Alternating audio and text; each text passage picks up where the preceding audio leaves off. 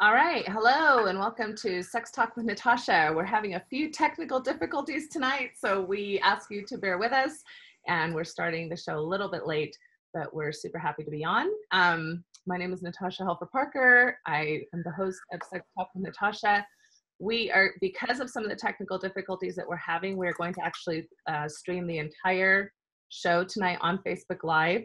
And but we'll also make it available in much better quality for Patreon subscribers afterwards. So with that being said, I'm going to turn the time over to Ashley to just kind of get us started as far as what to expect tonight, and we'll get the show going. Yeah, welcome everybody. We're glad you're able to join us, and we hope you're having a great holiday couple of weeks. Just as a reminder of how we're going to be doing this is an hour-long program. The first 15-20 minutes will be Natasha and also our guest today will kind of give us some education. And tonight's topic is how can alcohol play a part in sexuality? And so usually what we do is after about the first 20 minutes, we cut off the feed and we send everybody over to Patreon. But today, because of some technical difficulties, we're going to go ahead and just keep going. We do have a guest on today, and after about 20 minutes, we'll introduce the guest, and she will have some questions specifically about the topic. And then from there, the last 20 minutes, we'll go ahead and leave it open for audience questions. So go ahead and either DM us. We have the Patreon page. We have the Facebook page. You can put comments in the Facebook live video. However you want to do it, let us know your questions. We want to get to them. And we want to remind everybody to go ahead and head over to Patreon to subscribe. That's just patreon.com/sextalkwithnatasha. And just as a quick reminder, you get some great benefits while being a subscriber, not just the access to the live weekly Q&As, but you also get a whole bunch of material. And for anybody that's looked into it, seeing a certified sex therapist can be pretty pricey. So this is a great cost-effective way to get started with learning about healthy sexuality. And you'll also get access to weekly blogs, homework assignments, there's online courses on there. So please go take a look at it. And then if you are interested in seeing Natasha professionally, you can visit her online practice, which is symmetrysolutions.com. Or I'm sorry, it's symmetrysouls.com. It's Symmetry Solutions is the online practice. So that's kind of what you can expect both tonight and on our Patreon community page. I'll go ahead and send it back over to Natasha, and she'll introduce our guest, and we'll start right into it. Yeah, so tonight we're talking about sexuality and alcohol. And I'm not in my office. It's Christmas holidays. So I'm at my parents' house. So yeah, so the internet connection is unstable. My background is beautiful because it's my mother's artwork. But other than that, it's kind of a hot mess. Sometimes like sex can be. So, you just hopefully can roll with the flow and have some flexibility with me tonight, which is some of the skills we need for good sex anyway. So that's what we're going to be hoping. As I started training to become a sex therapist, I just started realizing how much I did not know, not how much more I knew, but how much more I did not know. And so one of the things that I take very seriously in my practice and in my own kind of ability to go ahead and focus on sex is to make sure that when a topic is kind of a little bit over my head, or I know that there's experts that have a little bit more knowledge about that topic, I want to make sure and bring them on too. So even though I'm a certified sex therapist, I don't know everything. So that's why I have Dr. Ricky Siegel here with me tonight. He's been a mentor and supervisor of me for a while and just love his work. And he has quite a background in substance abuse. So Dr. Siegel, before I get started, can you just give us a quick introduction of you and your work and what you're up to these days? Oh, well, thank you so much. I'm really delighted to be with you tonight. I'm also a certified sex therapist and supervisor, and currently the co-director of Modern Sex Therapy Institutes. We're a multi-city training institute certifying psychotherapists and medical professionals, physicians, nurse practitioners to be sex therapists and sexuality counselors. I'm in the deadline crush for finishing the Herculean task of co-editing the first the first textbook on sex therapy supervision with my co-editor the brilliant Dr. James Wadley from Philadelphia. That'll be coming out in the spring. You know, just like you, spreading the word as best we can. This is undoubtedly missionary work, whether we're under a more formal religious banner or not. There's no denying that the work we do as sexologists, as educators, as sex therapists, is a calling and is a spiritual work. Awesome. And just so you know, I probably didn't let Dr. Siegel know this before, but Dr. Siegel has done a lot of work for me prior as far as working with my population. I come from a Mormon background, and so a lot of my sex therapy work and clinical work has been working with religious conservative people from my faith and from others. This show doesn't necessarily just necessarily cater to that, like some of my other programs have, just so you know, Dr. Siegel, so you have greater, I guess, ability to talk about all kinds of things. But we also try to make it so that the information on the show is palatable for really all kinds of backgrounds and situations that you might come from. So I'm just grateful that you're here for that. So one of the things I want to start out with is just sex and alcohol. So there's a lot of things that you can figure out are probably going to be pros and cons when it comes to this topic. And one of the things I think that immediately people think about is alcohol is a relaxant. You know, you have a cup of wine, you have a little bit of a buzz going on, things get a little bit more enjoyable, you get a little more flirtatious, maybe the juices get going a little as far as relaxation, lubrication, and especially if you're already in a committed relationship or a relationship where you kind of know somebody fairly well, things can move along, maybe more easygoing. One of probably the biggest concerns with alcohol and sexuality is the issue of consent. And we've seen a lot of the kind of recent news in college campuses where alcohol is used almost to a fault as an inhibitor, and then people don't feel like they have enough whereabouts to have decision rights or to make decisions, and to wake up in the morning either regretful, forgetful, all kinds of issues on that. So there's a large spectrum when it comes to alcohol, and I'd like to kind of keep most of the conversation tonight on either the benefits of alcohol or the anatomical or issues that can come up with alcohol, and not necessarily get into the consent issues when you're kind of over the, you know, when you're really inebriated and things of that nature, because that's going to be a topic for another show. So we're going to really talk more about, for people, how can people who are in committed relationships or who are comfortable dating a person and just want to know how alcohol might affect their lives, you know, on any given evening or date or whatever type of situation they're in. Does that make sense? So one of the things that we do know about alcohol is that it does dull the senses. So it does kind of lessen the inhibitions, which can be helpful in a lot of different ways. For example, body image issues, performance anxiety, just relaxing. I've said on the show many times before that anxiety and sex are like, you know, the worst of enemies. They're not going to be helpful to one another. So if you've got a drink or two in your system, maybe that helps a little bit with that type of thing. At the same time, we need to understand that alcohol, like any chemical, is going to have anatomical repercussions into your system. So one of the things that it can do is it can dehydrate you.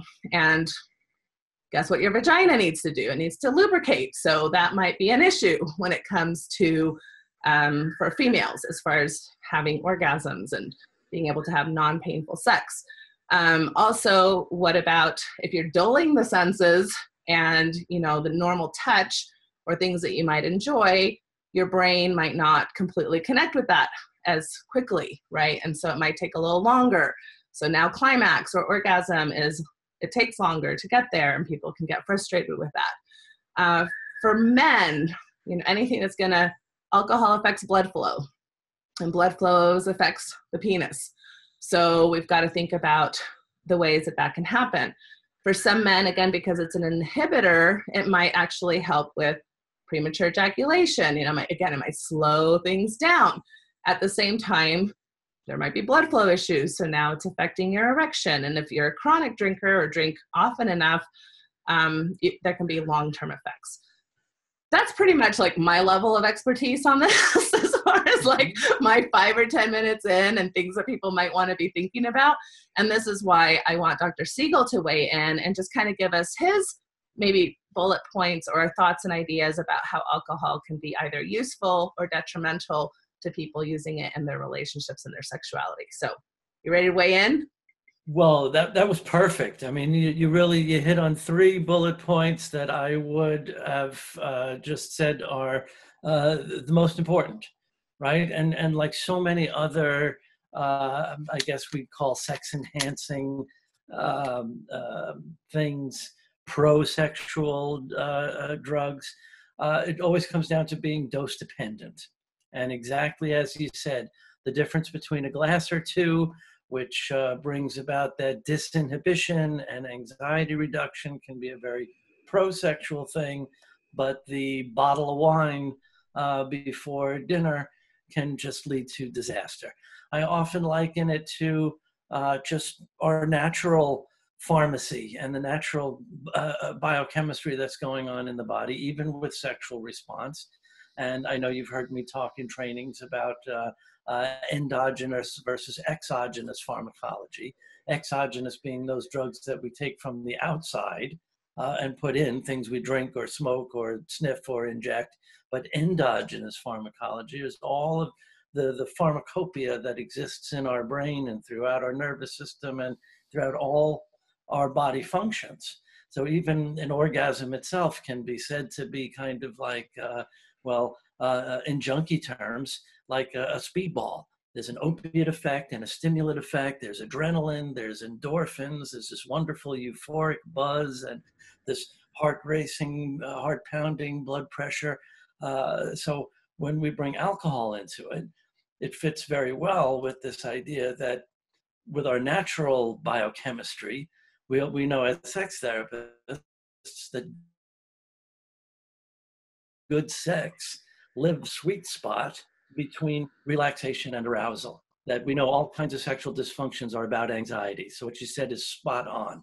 If a little wine before an intimate encounter can alleviate the anxiety that would cause rapid ejaculation or difficulty orgasming or that spectatoring, all of those things that we deal with in our sex therapy practice, then what sex therapist wouldn't recommend it? I have it from old stories from my late mentor that even, back in the 70s, sex therapists used to tell patients, smoke a joint before you. But of course, now so many people are in recovery and there's questions about legality. And of course, marijuana as maybe a pro-sexual drug for some people. We also know that that causes anxiety for a lot of people and more of a focus, more of a spectatoring, self-conscious kind of thing. So that disinhibiting thing, too much disinhibition is too much relaxation. And then, as you said, erections don't work and lubrication doesn't happen. And, people are passing out and feelings are hurt because emotions are getting, how people are when alcohol, when too much disinhibition spills over into that kind of emotionality, things just fall apart. So that sweet spot, that dose-dependent kind of thing is a really important reminder that if folks are going to enjoy a drink, I always tell folks, even when we're doing it in a formal kind of planned sensual dates, like behavioral assignments, a toast, not a bottle, right? A little snack, not a meal. We're not looking to pass out or get out of ourselves. The goal is to be present.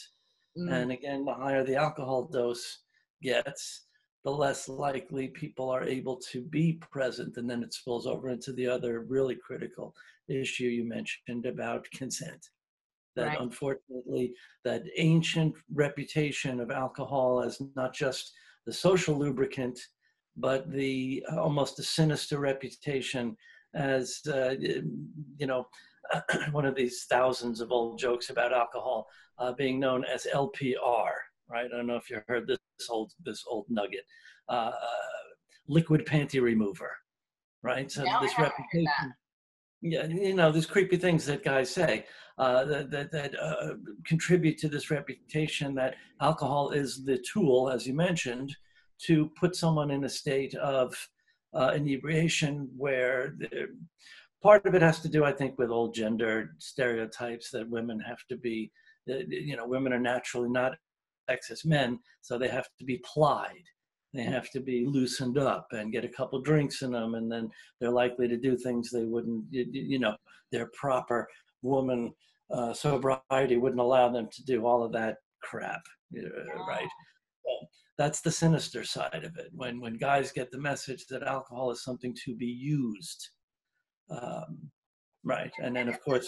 Isn't that even interesting? Not from necessarily, I mean, the sinister side for sure, because like I said, we definitely want to talk about that in the future, but even from this perspective, I think of what you're mentioning, these gender stereotypes where women don't necessarily feel the permission to be sexy or sexual, or they've dealt with a lot of that upbringing where that sexuality was repressed. And so I think I talk to a lot of women in my office that say, I kind of want to have the alcohol, that, one or two glasses of wine, because it will help me not have those feelings that, I need to kind of watch myself. So it's this weird double-sided coin, right? Like on the one hand, it can be used in this really malicious way. And on the other hand, there's some truth to it in the sense of like, it can help lower some of those inhibitions, but not in a way that would be criminal, right? True. Yeah, but even within the individual, I would caution against where that line is between a sexual enhancement and a dependence. Someone who has such an anxiety issue, or such a self-consciousness where they can't have sex. Well, we're going to have sex. Wait, I have to have a drink first. I have to have it. Or right. Another issue you mentioned that Larry and I've been seeing this for years with college age guys, where they get into a habit from a very young age, like as young as 13, 14, 15, of using alcohol, prophylactically to prevent rapid ejaculation. But then it becomes a dependence again. Oh, we're going to have sex. I have to drink first so I don't come too quickly. And then we've seen guys drink themselves into erectile dysfunction by 25, 26, which is way too young for a guy to be having erectile problems. Right, but again, alcohol is a dilator, if I recall correctly, right? So it dilates the blood vessels, which again, for some people, because again, it engorges the labia, or it engorges the clitoris, and so it can help with the arousal. But at the same time, over time, can you talk a little bit about what some of the chronic effects of alcohol use can be? I mean, you just mentioned one of them. When you think about it, alcohol, any kind of alcohol we drink, or alcohol in a lab, or in the medicine cabinet in the bathroom, it's just you mentioned this. It's just a natural dehydrator, and chronic presence of alcohol creates all kinds of. It tends to, like with many drug dependencies, it starts to turn around and do the opposite of what it does in that acute low dose phase. And the acute effects of high dose become kind of just ever present when drinking becomes chronic. And of course, when we're talking about the alcoholic, then again, systems are just shutting down altogether. Alcoholic women often stop menstruating altogether, and alcoholic men you can almost bet a paycheck that they're dealing with erectile dysfunction, because you get this chronic vascular degeneration and nerve damage. It's not unlike that metabolic syndrome of living with long-term diabetes or hypertension. Right. Okay. One thing I wanted to mention before we go to questions, and I think you've really addressed this when you're talking about the inner chemistry, is, I like to say our brains, and lots of people like to say this is not my idea, our brains are our biggest sex organ. Right? And so that's like our, where so much of the hormonal things happen. You're sending messages down to your genitals, and also your imagination, your fantasy, your, kind of your psychobiological status is all kind of up in your brain. And so so some people, I've heard some people say, well, it's the alcohol that makes me have this fantasy or makes me have this this desire. And so not to burst anybody's bubbles, but I kind of want to pinch that one a bit in the sense of like, probably not, you might be less inhibited as when you're drinking alcohol, so that those fantasies or imaginations come to the surface. And at the same time, those are there. So those are your own. Those are not the fault of alcohol. So, like, of course, that's a whole nother topic, learning to embrace our fantasies or taboo issues that maybe we're a little bit embarrassed about or don't understand why we're turned on by certain things. But just to help you understand that alcohol doesn't place those kinds of things into your brain. You want to mention anything about that? Two wonderful points in there. The second one first, and that is I've long believed that idea of disinhibition is a really, really great excuse, a really convenient permission giving, like, oh, I can't believe what I did last night. I was so drunk. Whew, right? Just exactly what you said, to indulge in a fantasy. It's almost like a Jekyll and Hyde thing, where people are so uncomfortable with their sexy selves that they feel like to let it out, in the old adage, in the old story, the mild-mannered Dr. Jekyll was far above it all, with all regret when Mr. Hyde came out, but he had to drink the potion, didn't he? Right. He had to go through that struggle to drink the potion and let it out. I think a lot of people are like that with their sexuality. And the first point, and this is, as you can imagine, a little bit controversial when I work with treatment centers and recovering populations, is that sex is a high. Sex is an altered state of consciousness, or it certainly should be, or you're probably doing something wrong. Yeah. Right? If someone's laying there having sex, thinking about what they're missing on television or what's in the refrigerator, I'd say they're doing something wrong. They should be in an altered state. They should be enjoying that wonderful, not just the chemicals of orgasm, but the wonderful lovey-dovey bonding feelings of oxytocin and all of those hormones and everything that goes with it. The chemistry of love. That's a wonderful book by, I can't believe of all names to space on, the Why We Love and the Chemistry of Love. Yeah. Anyway, someone that too. A sociologist, someone will chime in with it. I'm sure. She's presented at ASECT a number of times, but that is in itself a wonderful high. I've worked with folks, who say that who complain. Maybe one partner complains that the other has to get high, smoke a joint before they have sex, and I would encourage them to learn how to appreciate the high that sex provides. And if you have to get high so badly, get high after you have sex.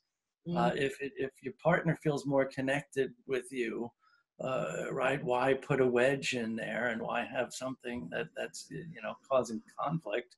And again, I would certainly question that dependence, that someone says, no, I need to get high before. That's certainly a question I would want to explore in therapy. Right. If someone is so anxious or so self-conscious or so whatever the issue may be, that they need to alter their consciousness chemically to engage sexually, that's a big red flag for all of us.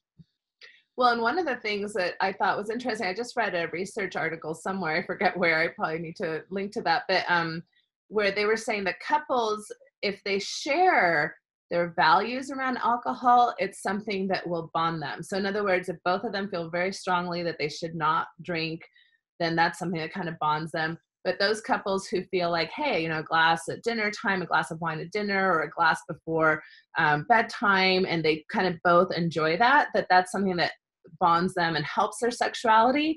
Whereas couples who have the opposite, obviously like one of them thinks alcohol's of the devil or something, right? And one of them wants to enjoy drinking, even if it's moderate without alcoholism necessarily, those are issues that can creep into the bedroom, which is, of course, we know couple conflict, obviously, on any topic is going to probably creep into the bedroom at times. But I thought that was an interesting little research tidbit.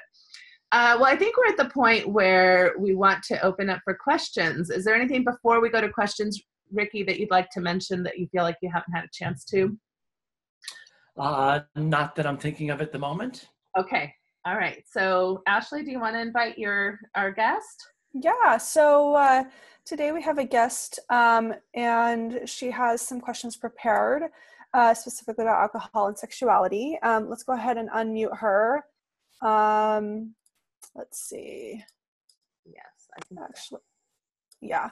And let's see. Erin, are you there with us? I am. Welcome, Erin. And if you want to go ahead and just jump into your questions, or if you want to give a little bit of background about you, whatever you feel comfortable with, we are just glad you're with us. Well, thank you for having me. I guess I'll just kind of jump into a question because this is very interesting conversation that we're having. But I have definitely been one of those individuals that has needed to consume alcohol before they've been sexually active with their partner. And I didn't realize all of the like the pros and cons that, come with that. I think it was more just so that I could get out of my head, especially when, you're in that intimate situation. And so I guess my question would be, what are some alternative ways in which individuals could feel more comfortable or at ease without having to consume alcohol? That's a great question. And I'll let Dr. Siegel go first. Well, thank you for asking that. It's a brilliant question. It makes me think of intimacy. And something that I observed years before I was a sex therapist, I worked as a sexuality educator, and I just observed from way back, just a universal observation that it seemed that it was easier for people to have intercourse, especially in the dark with a good buzz on, than to talk about having intercourse. And that always struck me as just so fundamentally upside down in terms of what intimacy is supposed to be about. It shouldn't be easier to do it than to talk about doing it. Yet for most people, those conversations, even again, Natasha, you know this, in the sex therapy office, talking about things you like, things you don't like, things you like that your partner does, and maybe things a little bit more critical. These are really, really difficult conversations to have. And it just seems we all get the message. It's part of the script. It's just so much easier to sidestep it with, like I said, turn off all the lights, don't have to make eye contact, have a little buzz on, get that little separation. I even used to comment that the most romantic image most guys would think of, certainly, my generation, James Bond, always betting these exotic, beautiful women that he just met, and spies and models, it didn't matter. And then after this, no conversation necessary, just eye contact and boom, right into bed.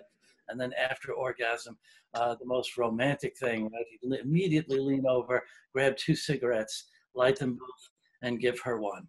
Like, isn't that suave and sophisticated? But what is it really? What is it really? It's like we've just had an orgasm and let's smoke something. Because immediately we have to medicate this awkward, like, wow, intimate thing. So to get to your question, finally, I think couples can really do a lot, and even basic kinds of sex therapy, what we like to call, these Masters and Johnson call them sensate focus dates, but that seems a little stiff and stuffy. And just sensual dates and just kind of practice planned dates at home in the bedroom, not out at a restaurant or at the beach, but kind of practicing different levels of intimacy and more creative ways of lovemaking, and kind of pulling back on jumping right to intercourse or right to, in other words, redefining foreplay. I like to get folks to just forget about that altogether. There's a wonderful made-up word called outer course, that anything couples do, from kissing and touching and caressing and exploring, is all lovemaking, and sometimes just the performance focus of it adds to the anxiety and the pressure that can actually impede intimacy. And how mind-blowing is that, that even during coitus, people can be less than intimate if they're all up in their head and kind of freaking out a little bit. Makes sense? I love that answer. And I think the only thing I would add to that, because I would ditto all of that, is just acknowledging where the shame comes from. So the last thing I'd want you to feel, Erin, is any shame about this. Like, I think it's perfectly normal, given, I love blaming our system, right? Whatever that system is, that it did not teach us anything about sex, right? So whether that's your family, your culture, the media, your religion, whatever it is, right? Like, all of us, I think, are dealing with those shortcomings, that we weren't really given the skills or taught the skills of knowing how to be good lovers, good, even self and intact individuals from a sexuality perspective. So it's very hard to know how to share yourself. It's very hard not to be in those performance types of situations that Ricky's bringing up. And so have a lot of compassion for yourself, right? Understand that you came up with a system that helped you in the moment. Alcohol helped, right, to get you into that less inhibited state, and you can be proud of yourself and pat yourself on the back for that. And now that you have more information, it's like, oh, well, maybe there's like a whole nother world out there. Maybe there's things that I can challenge myself on in a positive way, where I can move forward, understanding myself better, understanding my partner, especially if I'm in a long-term relationship, in ways that we had never contracted before, negotiated. Or if I'm not in a long-term relationship and starting a new one, then that's kind of exciting too, is learning how to negotiate in new ways, with a new partner. So yeah, that's probably the only piece I would add to that. And let me just piggyback one other, because again, I know, Natasha, you've heard us, my brother and I, discuss this, even in a more medical sense of using like a Viagra or drugs specifically for sexual dysfunction. I think the same applies here. If we could consider any drugs as training wheels rather than crutches. And I think you touched upon this in something you said before about how that this inhibition is kind of convenient, that if we think of the drugs, whatever it is, helping us to help that, and then, put it down, take the training wheels off, get to the point where we realize we don't need them anymore, instead of putting all the power on the drug for doing it for us. Then it becomes a crutch that's kind of forever, right? So, I've griped about one of the latest trends in sexual medicine is urologists putting guys, real rapid ejaculators on antidepressants, because normal guys complain that it takes them too long. And medically, that makes perfect sense. You're treating a symptom, actually you're using the side effect for a benefit. And I guess it makes sense, but what physicians don't realize is that it just reinforces the psychology for that guy. Oh, I'm a premature ejaculator. Now I got to take a pill every time I want to have sex. Instead of, in severe cases, I'll go along with, having a physician prescribe an antidepressant while the guy is learning the skills to last as long as he wants, and then he doesn't need the antidepressant anymore. Erin, maybe you could think this way about this idea of having to drink to get disinhibited enough, and just, kind of step by step, like we would do in sex therapy, realize what the alcohol is really doing for you, that it's you, it's not the alcohol, and, use it like training wheels to explore new ways of being intimate and trusting yourself and going with the flow. I love that metaphor. That's a great metaphor. So yeah, so that again, it's not black or white. It's not like never use it or always use it. It's like in moderation. One thing we didn't mention, which Ricky, maybe you'd back me up on this, but isn't it kind of in moderation? Isn't it about like 1 drink per day for a woman, 2 drinks per day for a man? Is that about, I mean, it differs obviously, but I think women do need to know that they're more susceptible to the effects of alcohol. I think that's pretty well. Yeah, that's certainly true. Yeah. Mm-hmm. Okay. Yeah. All right. What other questions would you have, Erin, for us? Okay, so my other question would be, I like the fact that we spoke about it doesn't have to be black or white, all or nothing essentially. And so say that, maybe I'm having a romantic dinner with my partner and a drink or two is being had.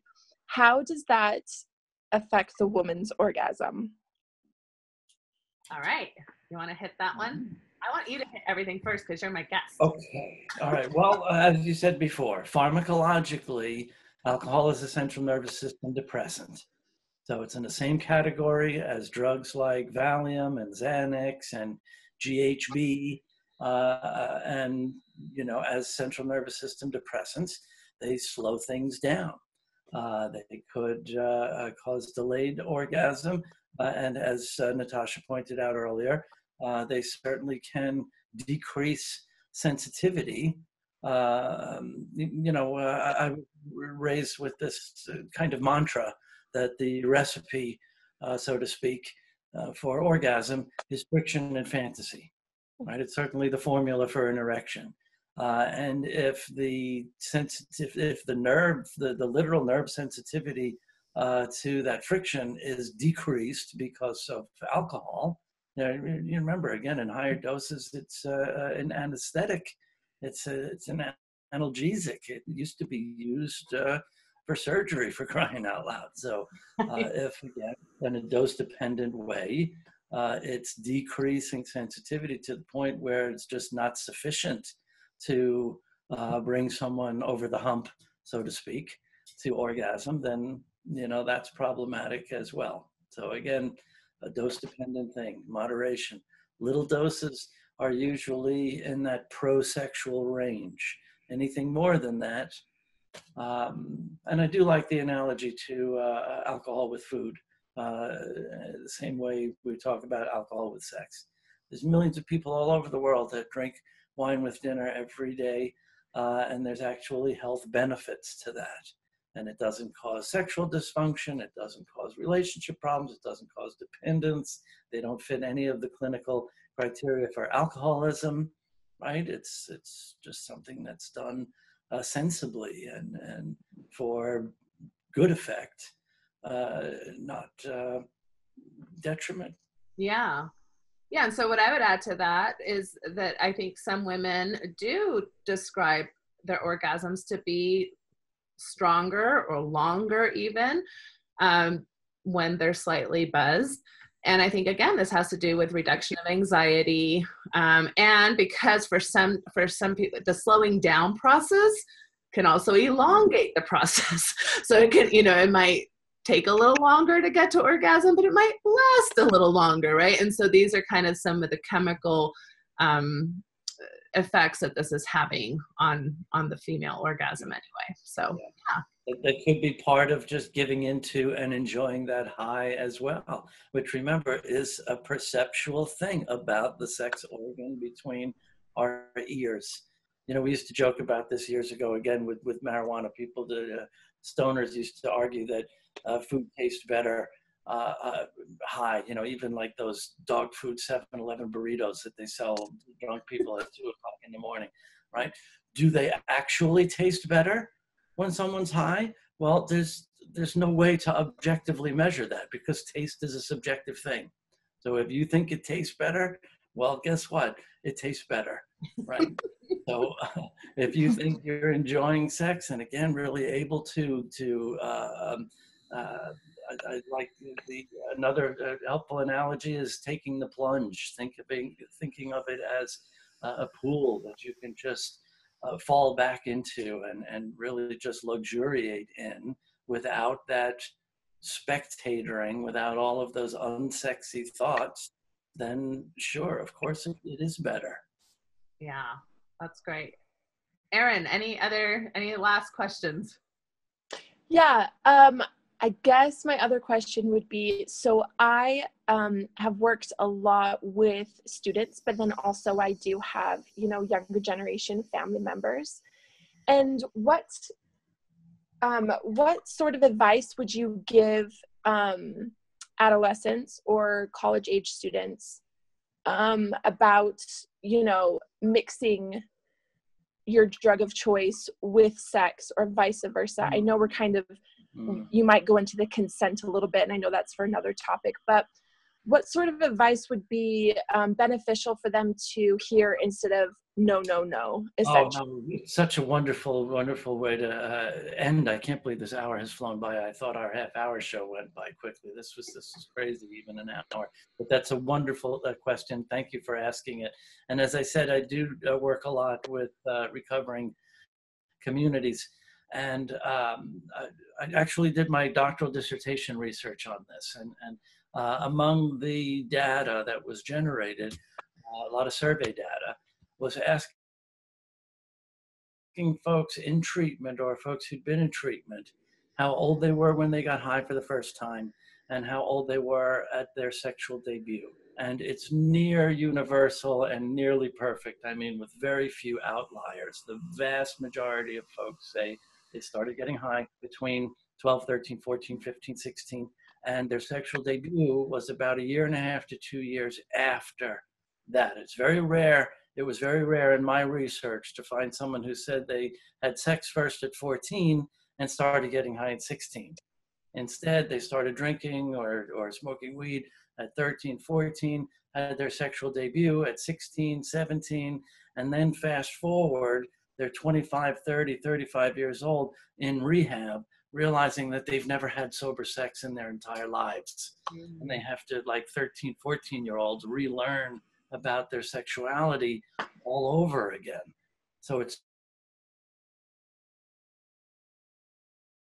I'm so glad you brought that up before we ran out of time. I think that would give adolescents is to, however awkward, he knows, nobody's immune from puberty and nobody has a smooth ride, right? But to recognize that everybody has to go through it and to try as much as possible to organically grow into and appreciate our bodies and our sexuality without that easy go-to medicating all of those nervous, awkward, uncomfortable feelings, because it's so easy to get into that pattern and turn around and realize, holy smokes, I'm 35 years old and I don't know what it's like to be sexually intimate and real figuratively naked with another person with, and so many people end up cheating themselves out of that best part about being a human being.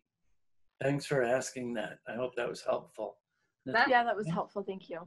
That's a great question. And what I would add for the parents is to understand that fear-based discipline and hard tactics is not usually helpful. Like, probably what's going to help your kid make better choices is, oh shoot. Hold on a minute. Hold on. Oh, Live freezing up. video. Yeah, sorry. Are you there? I'm Are here. you there, Natasha? I'm here. I just, you just say that last sentence again. Sorry, and I totally messed up the live video, so let me just start that again. Sorry.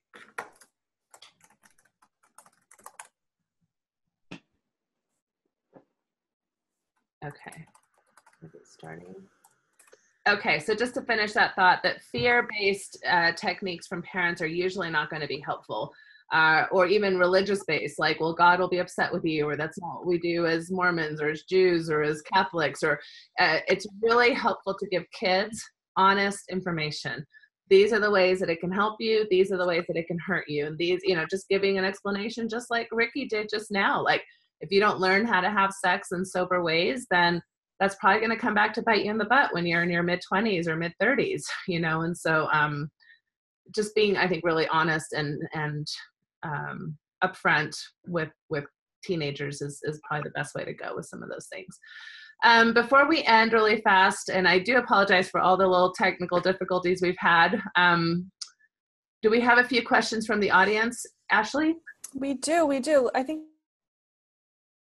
we have time for maybe one, maybe two. Let's just see how these go. One question that we had was, there's, people talk about different alcohols having different effects, specifically when it comes to sexuality and sex. And, some of them, there's people talk with friends about how, you know, this specific type of alcohol is more of an aphrodisiac. Is that true that there are specific alcohols that can enhance, or is it just a cultural thing? Well, it's really more of that subjective perception. You know, there are people say, you know, tequila makes me violent and wine makes me grabby. It's ethanol. Ethanol is ethanol, and it's about, again, the dose. Excuse me. Well, everybody's familiar with the equivalents. You know, a shot of liquor, a glass of wine, a mug of beer has the same amount of ethanol. But it's also the way it's consumed. And especially with younger people, whether it's rituals about doing shots or beer pong or binge drinking. So everything, you know, with minor exceptions, you know, you take a look at something like gin, which has lots of other herbs and berries and juniper and things which could affect people, you know, maybe more in terms of hangovers. But everything else, I would say it's just pure subjective. If somebody has one experience, then it becomes kind of cemented. Oh yeah, that's, and then they expect it. It's like a placebo effect, right?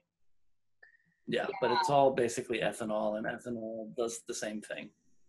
Yeah, the only thing to be aware of is that different alcohols do have different alcohol content. So like obviously a beer is probably gonna have less alcohol content than a shot of, you know, vodka or something like that. So the amount of alcohol that you're intaking, depending on the type of drink you're choosing, will have different levels of alcohol in it. So even when we say 2 drinks for a man, 1 drink for a woman, what does that mean? Does that mean 2 beers? Does that mean, you know, like a Bloody Mary mix and, you know, a glass of wine? I mean, so that you have to be a little bit careful with knowing what you're intaking, you know, as far as that's concerned. All right, one more question, I think, and one last question, and this has to do more with, you know, kind of going back to something that was discussed earlier in media, and this idea of alcohol and how it can be seen as something sexy, right? And you know, when it comes to drinking and being social, is it okay that alcohol and drinking socially is sexy? Is that appropriate? Is it is there anything we should be aware of if you know, somebody reacts in a situation to a social environment where people are enjoying it, where it is a sexy thing, if that makes sense? Yes, interesting question.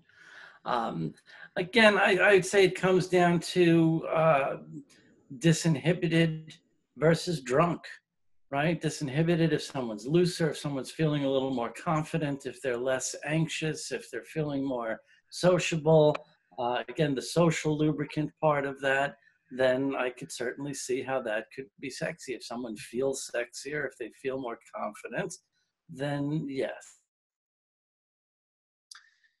If someone and thinks they're just, you know, more attractive and they could sing, and you know, everybody's seen that person at the party, then, you know, what they think on the inside is being displayed on the outside. So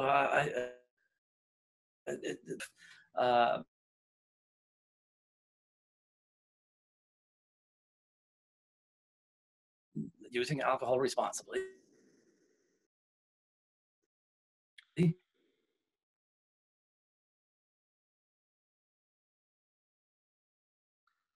Okay, so Ashley, can you hear me? Hello? Can anybody hear me?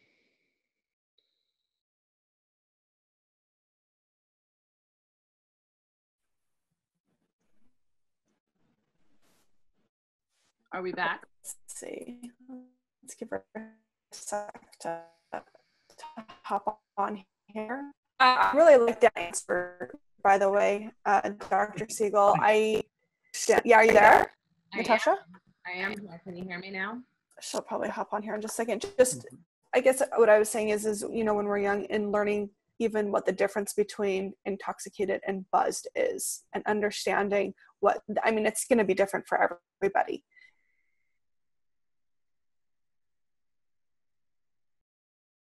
and say any last words here. Oh, there she is. Yes. Oh, let's unmute. Yeah. You're back.